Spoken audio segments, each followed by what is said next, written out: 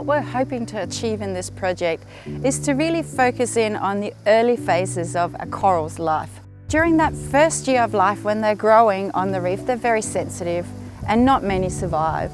So what we're doing in this project is zooming in on that very first and critical phase of a coral's life to understand what are the conditions that promote growth and survival, and how can we best recreate or support those conditions across the Great Barrier Reef.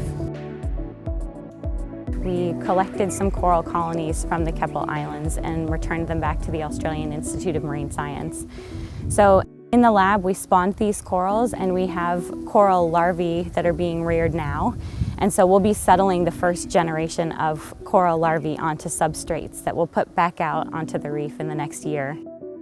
The theme of our collaboration is two-way learning. One of the things that we're doing while we're on country here is just learning about what the TO's knowledge is, and really learning from them about their past experiences and their cultural heritage, how we can use that information along with the science information for the best output in the future.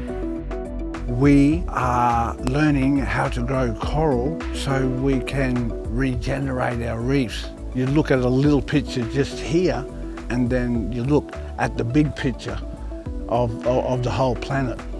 And if we can regenerate the coral at this end, we can regenerate it anywhere in the world. Yeah.